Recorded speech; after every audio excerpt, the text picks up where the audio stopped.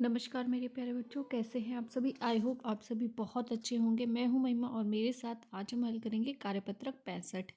ये कार्यपत्रक 9 दिसंबर 2020 के लिए है। आज हम हिंदी विषय में सवैया रसखान की पुनरावृत्ति करने जा रहे हैं। चलिए देख लेते हैं सवैया रसखान में क्या क्या दिया गया है। परिचय। रसखान जी का जन्म सन 1548 यानी 1548 में हुआ। ऐसा माना जाता है कि उनका मूल नाम सैयद इब्राहिम था। यानी कि ये माना जाता है कि रसखान जी का असली नाम सैयद इब्राहिम था और वे दिल्ली के आसपास के रहने वाले थे। कृष्ण भक्ति ने उन्हें ऐसा मुग्ध किया कि गोस्वामी विठलनाथ से दीक्षा ली और ब्रज भूमि में जा बसे। यानी कि वो कृष्ण भक्ति में इतना डूब गए थे कि वो उन्होंने सारी चीज़ें छोड़ दी और गोस्वामी विठलनाथ से दीक्षा ले ली और ब्रज भूमि में जाकर बस गए, यानी वहीं के हो गए। सन 1628 के लगभग उनकी मृत्यु हुई। प्रस्तुत सवैये में रसखान जी ने कृष्ण और कृष्ण भूमि के प्रति अपना समर्पण भाव व्यक्त किया है। यानी कि कृष्ण जी के लिए उनकी जो भावनाएं थी, उनकी जो फीलिंग थी और उनका जो समर्पण था, उसे उन्होंने व्यक्त किया है। चलिए देख लेते हैं क्या है सवैया रसखान। मानुस हो तो वही रस खानी, बसो ब्रज गोकुल गांव के ग्वारन। क्या बोला है इन्होंने? बोला है मानुस हो तो वही रस खानी, बसो ब्रज गोकुल गांव के ग्वारन। जो पशु हो तो कहाँ बस मेरो, चरो नित नंद की धेनु मझारन।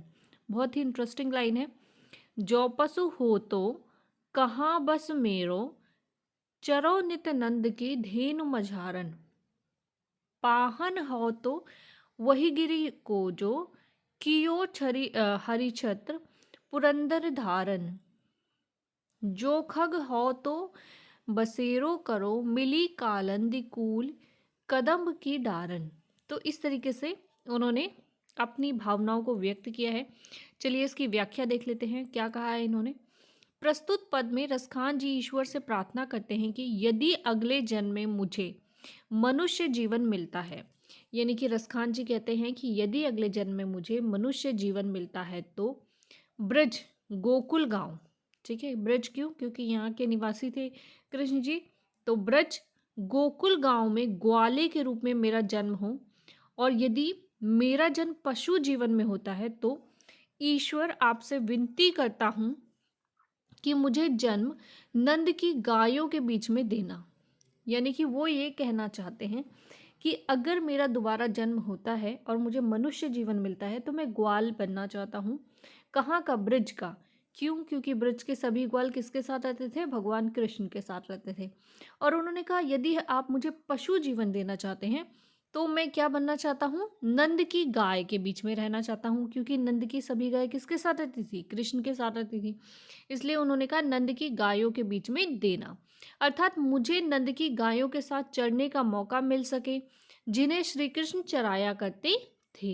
यानी कि वो चाहते हैं कि जिन गायों को श्री कृष्ण चराते थे उन्हीं गायों के बीच में उनको भी आने का मौका मिले।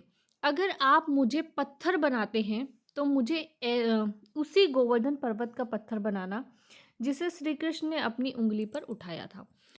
तो इस प्रकार वो कहना चाहते हैं कि यदि आप मुझे पत्थर बनाते हैं तो उसी गोवर्धन पर्वत का पत्थर बनाना जिसे श्री कृष्ण ने अपनी उंगली पर उठाया था और इंद्रदेव की बारिश से गोकुल वासियों को बचाकर उनका घमंड तोड़ा था। अंत में कवि कहते हैं कि अगर मेरा जन्म पक्षी के रूप में हो तो मेरा बसेरा यमुना नदी के किनारे कबंध कदम्ब के पेड़ पर करना जिसके नीचे श्री कृष्ण बांसुरी बजाते थे। तो इसलिए वो कहते हैं कि यदि मेरा जन्म पक्षी के रूप में हो तो मेरा बसेरा यमुना नदी के किनारे कदम पेड़ पर हो, ताकि वहाँ पर कदम पेड़ के नीचे श्री कृष्ण बांसुरी बजाया करते थे। यानी कि वो हर हाल में श्री कृष्ण के आस पास रहना चाहते हैं और उनके नज़दीक रहने का सुख भोगना चाहते हैं। तो ये है हमारा आज की पुनरावृत्ति। चलिए देख लेते हैं इस पर आधारित प्रश्नों को। इस पर आधारित आज हमसे कुछ प्रश्न पूछे गए हैं, देख लेते हैं। निम्नलिखित प्रश्नों के उत्तर दीजिए। प्रश्न नंबर 1, ब्रज भूमि के प्रति कवि का प्रेम किन किन रूपों में अभिव्यक्त हुआ है, लिखिए। दूसरा प्रश्न है, प्रस्तुत सवैया में रसखान जी ने ब्रजभूमि के प्रति अपना प्रेम अभिव्यक्त किया है, इस प्रकार आप अपने देश के प्रति अपने विचारों को लिखिए। तीसरा प्रश्न है, जिस पंक्ति में कवि रसखान जी का नाम आया है उस पंक्ति को लिखिए। और आज का चौथा प्रश्न है, इस सवैये को पढ़कर आपको निम्नलिखित शब्दों का अर्थ समझ आए, उन अर्थों को लिखिए। पशु, पाहन, मानुष, खग, ग्वारन, कालंदी, धेनु, कदम्ब। ठीक है, तो ये हैं हमारे शब्द और हमसे कहा गया है हमें इनके अर्थ लिखने हैं। कोविड के संदर्भ में उचित व्यवहार संबंधी से ये भी संदेश। कोविड-19 के विरुद्ध लड़ाई में सुरक्षित रहने के लिए मास्क पहनें और अपने परिवार को सुरक्षित रखें। चलिए शुरू करते हैं इन सभी प्रश्नों के उत्तर। तो देख लेते हैं आज का पहला प्रश्न। आज का पहला प्रश्न है, ब्रजभूमि के प्रति कवि का प्रेम किन किन रूपों में अभिव्यक्त हुआ है, लिखिए। इसका उत्तर है, ब्रजभूमि के प्रति कवि का प्रेम इस प्रकार अभिव्यक्त हुआ है कि कवि ब्रज की गाय, ग्वाले, यमुना के किनारे कदम के पेड़ पर बसे पक्षी और गोवर्धन पर्वत के पत्थर के रूप में जन्म लेना चाहते हैं।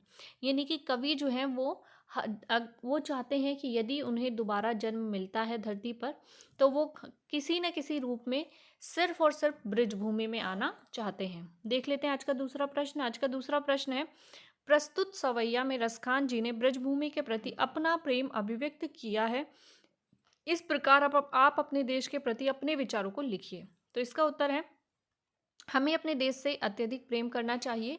यदि ईश्वर मुझे धरती पर दोबारा जन्म देंगे तो मैं इसी देश में जन्म लेना चाहूँगी और हर बार इसी देश का नागरिक होने का गर्व प्राप्त करना चाहूँगी। बात करते हैं आज के तीसरे प्रश्न की। आज का तीसरा प्रश्न है, जिस पंक्ति में कवि रसखान जी का नाम आया है उस पंक्ति को लिखिए। इसका उत्तर है, मानुष हो तो वही रसखानी, बसो ब्रज गोकुल गांव के ग्वारन। तो इस पंक्ति में कवि रसखान जी का नाम आया है। बात करते हैं आज के अंतिम प्रश्न की। आज का अंतिम प्रश्न है, इस सवैये को पढ़कर आपको निम्नलिखित शब्दों का अर्थ समझ आया होगा, उन अर्थों को लिखिए। पशु, जानवर, पाहन, पत्थर, मानुष, मनुष्य, खग, पक्षी, ग्वारन, ग्वाल, कालंदी, यमुना नदी, धेनु, गाय और कदम एक प्रकार का वृक्ष। तो ये शब्द हैं जिनके अर्थ मुझे जो समझ में आए वो मैंने आपको बता दिए। तो ये हैं हमारे आज के सभी प्रश्न और उनके उत्तर। आई होप आपको समझ में आए होंगे। यदि आपको समझ में आए तो आपको वीडियो को लाइक करना है, शेयर करना है और चैनल को सब्सक्राइब करना है। मैं हूँ महिमा और आपसे लेती हूँ विदा। जल्द ही मिलूंगी आपको नई वीडियो में नए टॉपिक के साथ। बाय बाय बच्चों, टेक केयर।